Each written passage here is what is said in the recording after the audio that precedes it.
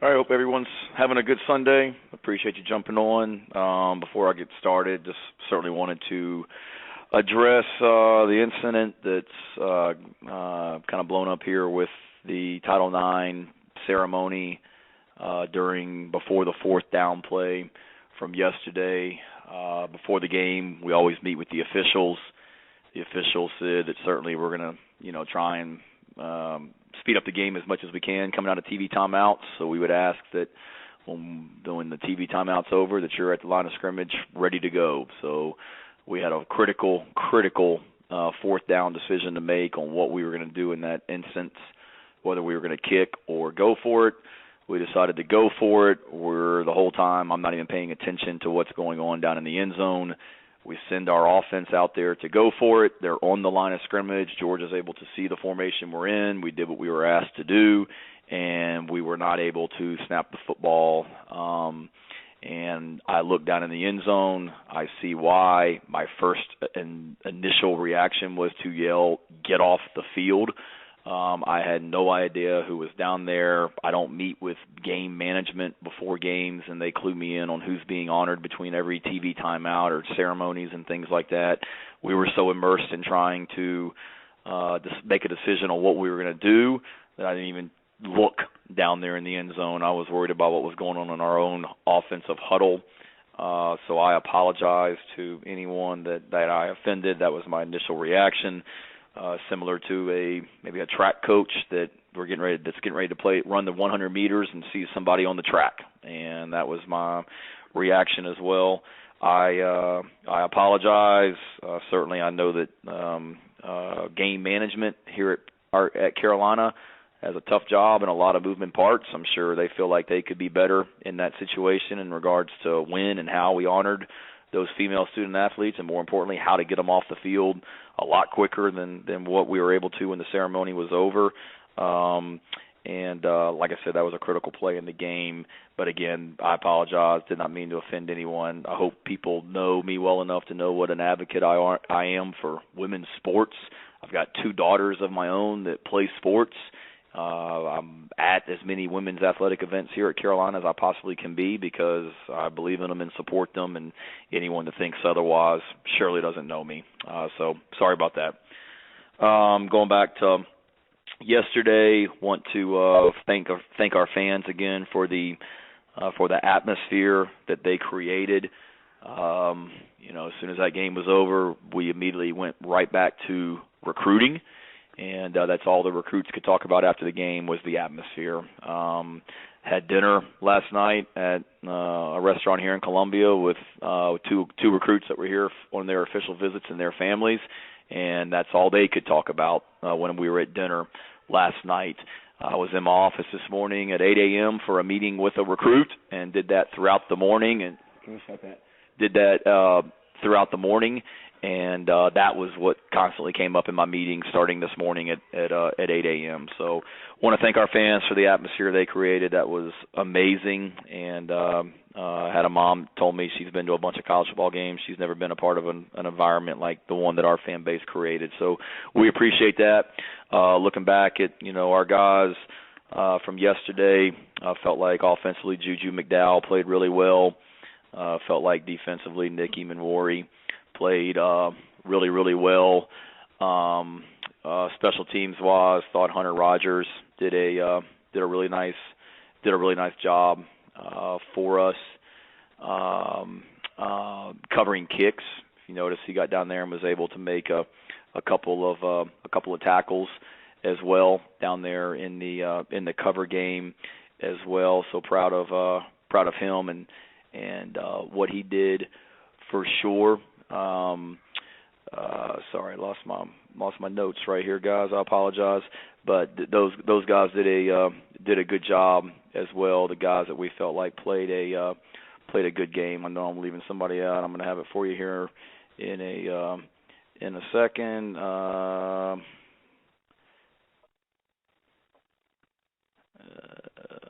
Sorry, Nikki Minwari and Bam Scott on defense. I knew I was forgetting somebody. Bam came in, had to play a little bit more with the injuries to linebacker, and did a good job. Juju offensively, and then special teams-wise, Trayvon Kenyon on the fake punt, Kai Kroger throwing the ball on the fake punt, And then Jalen Brooks again continues to shine along with along with Hunter Rogers as well. So some freshmen in that group, and they need to continue to make plays. Looking back on it, obviously we didn't start the game well. We didn't score on offense. We gave up touchdowns on 3 straight possessions defensively. Did that last week against Arkansas, 3 straight touchdown drives against us to start the game, and we didn't do anything offensively. Give Georgia a lot of credit. I mean, the more and more I watch Stetson Bennett, the more and more impressed I am. And anybody that just refers to him still as a game manager doesn't know quarterback play, doesn't know football, because that kid is a heck of a football player. And there were some plays yesterday where we had the perfect call, a couple edge pressures into some boots, and most quarterbacks just throw it away and get rid of it in that situation. He was actually able to get his eyes around and complete passes for big games. So impressed with him. Really disappointed in the way we started the second half. We went into halftime. It was a 3-score game. We wanted to start the second half better than what we did. We cover a kickoff. They get a personal foul penalty. They're now 1st and 10 on the 10-yard line, and we proceed to give up a first down and then give up an 80-yard touchdown catch on a coverage where we should have had somebody right there able to make the play on that little pop pass to the tight end, and then let him catch it, and then we're not able to get him on the ground with 2 missed tackles. So just disappointing start. A lot to build upon as well. Injury-wise, feel pretty good about where we are. Told you guys after the game that Darius Rush and Devontae Reed got hurt and left the game, which they did and did not return. All the tests on them were good today, so we're optimistic that they'll be able to play this week, and hopeful that all those other guys that did not play yesterday, Jalen Nichols, Cam Smith, Boogie, David Spalding, that we would have those guys back this weekend. So we'll see how tomorrow goes with it being their off day, and then where they are on Tuesday. But we're hopeful that all those guys, along with Corey Rucker, will all be back this week. So keep our fingers crossed and go from there. And I'll be glad to take any questions with that. Hey, Shane, it's Dave. The production is what it is. You guys have played 3 pretty good defenses. But are you satisfied with the overall look and scheme and play calls of the offense? I am. Every game you go back, David, and you certainly evaluate, and there's some calls that I would like to do differently yesterday, and some of the things I did. There's some things that Marcus would, Clayton would, Pete would as well, and that's after every game. I understand the why of every call, why we're calling it, and I'm involved in meetings during the week on all 3 phases, offense, defense, and special teams, and know what the game plan is and what we're trying to get done. So we can certainly always be better. We're certainly always trying to put our guys in position to make plays, but overall it is what it is. It's not good enough, but know we'll be better.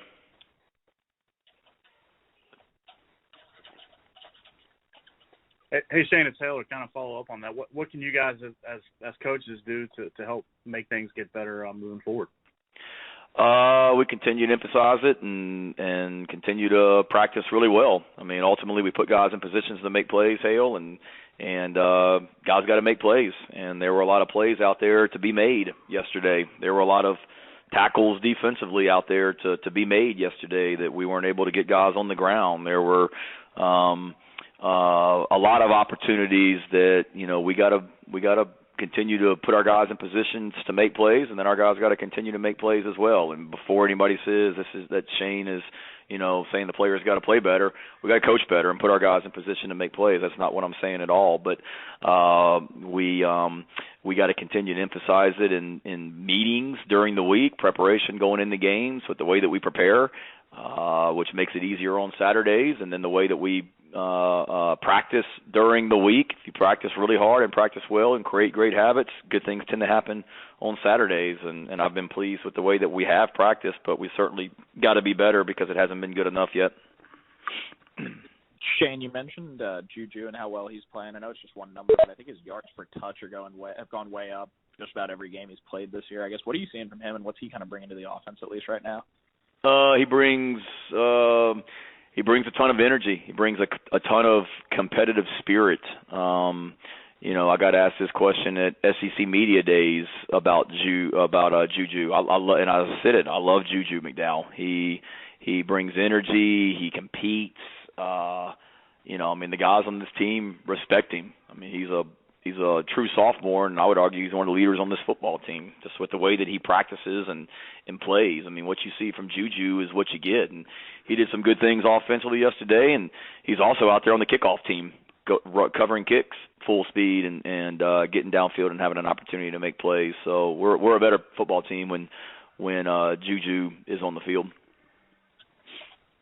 And it's Colin. I guess the offense has been explosive at times and kind of struggled for consistency outside of that. Just from a schematic standpoint, what can you guys do to be consistent, a little bit more consistent when the explosive plays aren't hitting as much as they were maybe against like an Arkansas?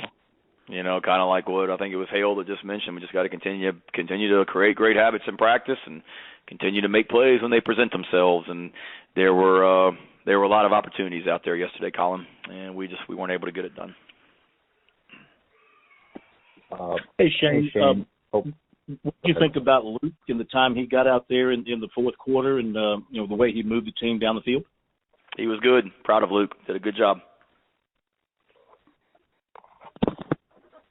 Again, I guess you talked about recruiting a little bit. Just from a recruiting standpoint, how much does the result of a game matter versus the relationships and the atmosphere and the experience that a guy has maybe on his official visit? I think it's the relationships, the atmosphere, and the experience he has.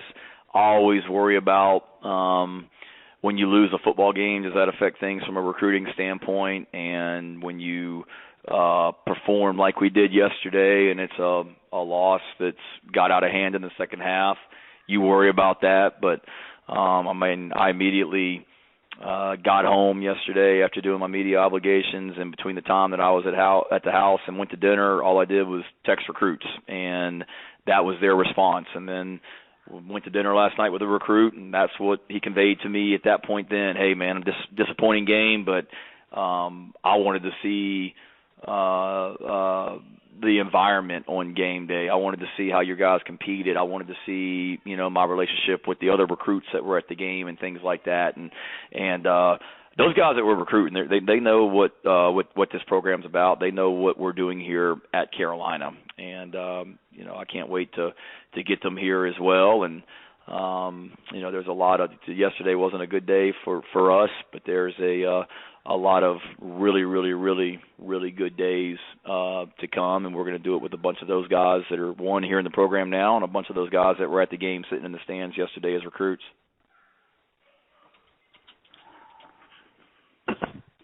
Shane, this is Mike Griffith. I know I don't want to turn you into a television analyst or anything like that, but I'm looking for some perspective, trying to compare Georgia this year to Georgia last year, and I know you focus on your team, but was there anything that strikes you different about how they play, or maybe just the personnel this year versus last year? Not really. I'll be honest with you, Mike. You look at them offensively, and Stetson's he's so talented, and he can make all the throws. He can run. He makes plays with his feet, as you saw yesterday. He's accurate. He doesn't turn the ball over. And then they've just got really good players around him. So to me, they've kind of did what they did offensively, and they've continued to get better at it. And then defensively, not really. I'll be honest with you, they essentially did kind of what we expected them to do. They do what they do, and they're really well coached, and the thing that I think they're really athletic. They're young, but they're really athletic at linebacker. And then the other thing is just the size in the secondary that they have with their defensive backs. Those guys are big, and there's length. And when we had guys open yesterday too, you watch the tape, we were able to scheme some guys open and weren't always able to connect. But then we also, there were plays yesterday where we had kind of a 50-50 ball, and Jaheim came down with one on the first long pass, and we threw one up to Juice Wells in the end zone, and had another one with Jaheim later. And you've got to be able to make those contested catches, but it's really hard defensively with their size and their length. But as far as a difference from last year, no. To me, they don't look much different to what they did last year. That's for sure. Thank you. Hey, Shane, it's Ben again. Just on Corey Rucker, I mean, I know he hasn't been able to play yet this year, but what can we kind of expect when he does play? What can he kind of bring to this offense if he can go this weekend or in the next couple of weeks? Who was that again? I'm sorry. Corey Rucker? Oh, yeah. He's I think he's a guy with some athleticism and some twitch, and I'll be honest with you, Ben. I mean, a lot of that I'm basing off what I saw at Arkansas State because he got banged up when we literally just started practice.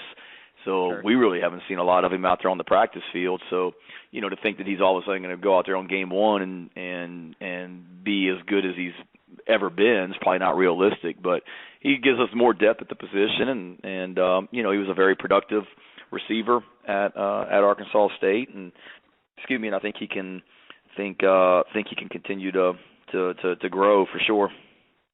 Thanks, Shane. Hey, Shane.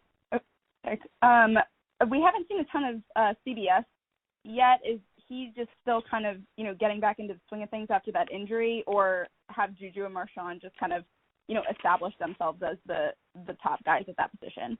No, he carried the ball 7 times yesterday. I think, or 5 times, I believe. So, he carried it 5, Juju carried it 8, and Marshawn carried it 9, if I'm not mistaken. We have high hopes.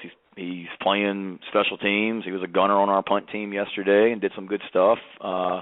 And certainly Marshawn and Juju are playing really well right now, but we've got tons of confidence in CBS as well, and excited to see how he continues to improve. I would say he's healthier this week than he was at Arkansas, and he'll be even better this week going forward than he was last week against Georgia. Hey, Shane, Dave John. again. Hey, Shane, you mentioned from a defensive standpoint, I know y'all been really hurt by injuries these last couple of weeks, but anything surprise you in what you've seen from these guys, especially early in games when they haven't been able to get off the field? Talking about our defense as a whole? Correct. Yeah. Not really. I wouldn't say anything surprises me. I think we just got to be better, and when teams run the ball, we got to be able to knock them backwards. And yesterday it was just one of those deals. It's 1st and 10, and you feel like everybody's kind of where they need to be defensively versus a run, and then all of a sudden, Powell kind of moves forward, and you think you've had a good play, and it's 2nd and 5 because of the Powell moving forward. So we got to continue to be able to, knock people back and get off blocks. But I wouldn't say anything has surprised me. We've got to continue to get healthy. There's no doubt about it. So that helps our depth on defense and special teams. And then, guys continuing to just gain experience when they're out there. And, didn't anticipate Stone Blanton and Kawan Banks and Emory Floyd and Nick Emanori and DQ Smith when we signed them having to play as many plays as they did against Georgia. And they played well, and they'll continue to be better. And as they continue to get better and we get more and more depth, and then we just continue to play and coach better, I think that'll help us getting off to better starts as well. Hey, Shane, it's Ben Breiner. I wanted to ask, there were a couple of third downs, maybe a 4th down, where you guys were running and they had guys in the backfield pretty quick. When you kind of reviewed those, is that a case of maybe issues with assignment and communication, or is that just the guy on the other side is exceptionally fast and that sometimes happens in the game? I think there's I'm trying to think of the third downs. We ran the counter play with DK on that first 3rd down. I don't think we necessarily gave up a ton of penetration. That was just a base that was just a simple counter play. That was an RPO. DK could have kicked the ball out there on the bubble screen if he wanted to, if he felt like he had numbers. Don't fault him at all for keeping the ball there. And DQ will tell you this if you asked him. Ideally, we'd love to see him keep that ball just kind of cramming up in the A-gap a little bit. Their guy did a good job of trying to compress our guard that was coming to kick him out, trying to compress him a little bit to muddy it up. I think it was Stogner was in there, and DK felt like he needed to bounce it outside where there was an unblocked guy. But, ideally that one. But I don't think that was penetration. One I know you're probably referring to was we ran the counter. I know we did. We ran the counter again, kind of on the other end of the field going in, and they lined up in a little bit of an unusual front, and their linebacker, number 2, was lined up right over the center. And, same thing on that one. We made a call, Eric Douglas did, that, told the offensive line what front they were in, and for whatever reason, one of our guys didn't block down on that linebacker that was lined up over the center, and if he does, probably got a chance to be a really big play for us. So I'd say it's a combination of them being good, and we're going to get beat on some blocks at times, but unfortunately some of it was some communication and some mental errors for us that goes back to us as coaches. We've got to teach it a little bit better and convey what needs to happen there a little bit better. There was one other I was going to I think it was a read play to Marshawn where he got kind of knocked back. They kind of shifted right at the snap, and I think the tackle kind of ducked and their end sort of shot in. Do you remember this one? I should. I'm sorry. I just came out of defensive meetings for the last hour and a half, so the defensive plays are a little fresher in my head because I've been in there with the defensive team. I can't remember that one exactly on that one. I'm sorry. No worries. Thanks, Shane. Hey, Shane. You mentioned a little bit last week about how you restructured a period maybe for less tackling because of the injuries, and you've also talked about evaluating everything. Is there any thoughts at all with the staff about maybe changing some things in practice this week or trying to change the momentum a little bit with some out-of-conference games? No, not really. I mean, we treat every game the same and prepare for them all the same, and you certainly look at your practice structure and how you do things each and every week and what gives you the best chance to be successful. But no, I mean, we still practiced really physical last week, and was pleased with the way we practiced, and we had some bad missed tackles on some explosive plays, unfortunately, but I thought we practiced hard and practiced well last week, and you certainly look at things, but no, not really. I mean, it is what it is. We aren't where we want to be right now. We're 1-2. We've lost to 2 top 10 teams in the country, including the number 1 team in the country, and that's not a seeking comfort and patting ourselves on the back with moral victories. I think there's a lot of good things that we're doing. We're not doing enough good things, and we need to be. And my job as the head coach to figure out how to make that happen, but we got a bunch of players that are hurting today and disappointed in what happened yesterday, and learn from it today in meetings, and I know they're looking forward to getting back on the practice field Tuesday and having a great practice. Thanks, Shane. You're welcome.